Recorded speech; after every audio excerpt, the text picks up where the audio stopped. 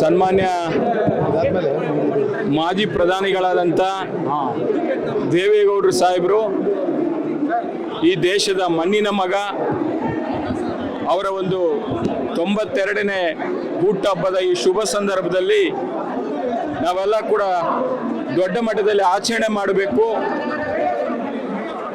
ಅಂಥೇಳಿ ನಾವು ಅಂದ್ಕೊಂಡಾಗ ನಮ್ಮ ವರಿಷ್ಠರು ಆಗಲೇ ಪತ್ರವನ್ನು ಬರೆದು ನಮ್ಮ ಕಾರ್ಯಕರ್ತರು ಎಲ್ಲರೂ ಕೂಡ ಯಾರು ಕೂಡ ಹುಟ್ಟುಹಬ್ಬವನ್ನು ಆಚರಣೆ ಮಾಡಬಾರ್ದು, ತಾವೆಲ್ಲ ಎಲ್ಲೆಲ್ಲಿದ್ದೀರೋ ಅಲ್ಲಿಂದನೇ ಶುಭಾರೈಕೆಯನ್ನು ಮಾಡಬೇಕು, ಭಗವಂತನಲ್ಲಿ ಪ್ರಾರ್ಥನೆ ಮಾಡಬೇಕು ಅಂತ ಹೇಳಿ ಒಂದು ಮನವಿಯನ್ನು ಮಾಡಿದರು.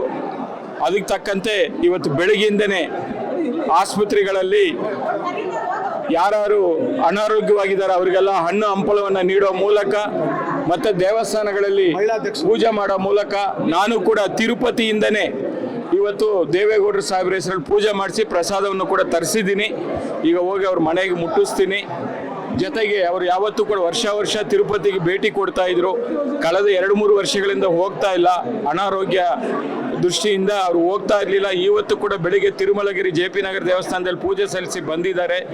ಬಹುಶಃ ಅವರಿಗೆ ಭಗವಂತ ಈ ದೇಶ ಮತ್ತು ರಾಜ್ಯದ ಸೇವೆ ಮಾಡಲಿಕ್ಕೆ, ಮಾರ್ಗದರ್ಶನವನ್ನು ಕೊಡಲಿಕ್ಕೆ ಹೆಚ್ಚೆಚ್ಚು ಆಯುಷು ಮತ್ತು ಆರೋಗ್ಯವನ್ನು ಕೊಡಲಿ ಅಂತೇಳಿ ನಾವೆಲ್ಲ ಕೂಡ ರಮೇಶ್ ಗೌಡರು, ರೇವಣ್ಣ ಅವರು, ಶೈಲೇಜ್ ಅವರು, ತುಳಸಿರಾಮು ಮತ್ತು ನಮ್ಮ ಹರೀಶ್ ಅವರು ಎಲ್ಲ ಬೆಂಗಳೂರು ನಗರದ ಚಂದ್ರು ಎಲ್ಲ ಕೂಡ ಸೇರಿ ಇವತ್ತು ಈ ಕಾರ್ಯಕ್ರಮವನ್ನು ಹಮ್ಮಿಕೊಂಡಿದ್ದೀವಿ.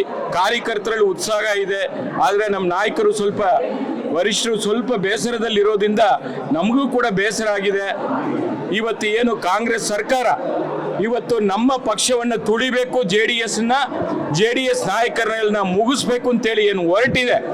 ಎಲ್ಲೋ ಒಂದು ಕಡೆ ಸೂರ್ಯನ ನೋಡಿ ನಾವೇನಾದ್ರು ಉಗಿದ್ರೆ ಆ ಸೂರ್ಯನಿಗೆ ಏಟಾಗುತ್ತಾ? ಆ ಉಗಿಯೋದು ನಮಗೆ ವಾಪಸ್ ಬರುತ್ತೆ.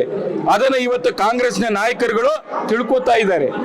ಇವತ್ತು ಏನೇ ದೇವೇಗೌಡರಿಗೆ ಕಳಂಕ ತರಬೇಕು ಅಂತೇಳಿ ಅವ್ರು ಎಷ್ಟೇ ಪ್ರಯತ್ನ ಮಾಡಿದ್ರು ಕೂಡ ಅದು ಯಾವುದು ಕೂಡ ಸಫಲವಾಗಲ್ಲ. ಆ ಒಂದು ಅವರ ಕಳಂಕವನ್ನ ಏನ್ ಮಾಡಬೇಕು ಅಂತೇಳಿ ಬಹಳ ದಿವಸಗಳಿಂದ ಏನ್ ಪ್ಲಾನ್ ಮಾಡ್ಕೊಂಡಿದ್ರು ಅದು ಎಲ್ಲ ಕೂಡ ಅವರಿಗೆ ತಿರುಗುಬಾಣ ಆಗುತ್ತೆ. ಮುಂದಿನ ದಿನಗಳಲ್ಲಿ ಸತ್ಯಕ್ಕೆ, ನ್ಯಾಯಕ್ಕೆ, ಧರ್ಮಕ್ಕೆ ಜಯ ಸಿಗ್ತದಂತೇಳಿ ನಮ್ಮೆಲ್ರಿಗೂ ನಂಬಿಕೆ ಇದೆ. ಈ ನೆಲದ ಕಾನೂನು ಮೇಲೆ ವಿಶ್ವಾಸ ಇಟ್ಟಿರತಕ್ಕಂಥವ್ರು ದೇವೇಗೌಡರು ಸಾಹೇಬರು ಕೂಡ ಅಷ್ಟೇ. ಅವ್ರಿಗೆ ಎಷ್ಟೇ ತೊಂದರೆ ಕೊಡ್ಲಿ, ಅವರು ಇವತ್ತು ಬಹಳ ನೊಂದಿದ್ರು ಕೂಡ ನಾವು ಅವರಿಗೆ ಸಮಾಧಾನ ಮಾಡೋ ಪರಿಸ್ಥಿತಿಯಲ್ಲಿ ಇಲ್ಲ. ಇವತ್ತು ಆ ಭಗವಂತನ ಒಂದು ಆಶೀರ್ವಾದ ಆ ಕುಟುಂಬದ ಮೇಲೆ ಇದೆ. ಅದರಿಂದ ನ್ಯಾಯಕ್ಕೆ ಜಯ ಸಿಗ್ತದೆ ಅಂತೇಳಿ ನಾವು ದೇವರ ಮೊರೆ ಹೋಗಿದ್ದೀವಿ.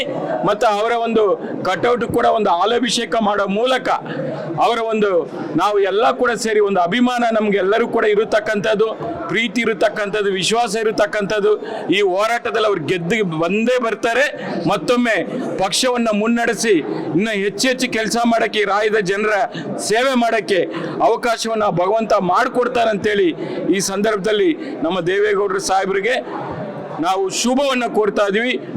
ಹುಟ್ಟುಹಬ್ಬದ ಶುಭಾಶಯಗಳು ದೇವೇಗೌಡರ ಸಾಹೇಬರಿಗೆ.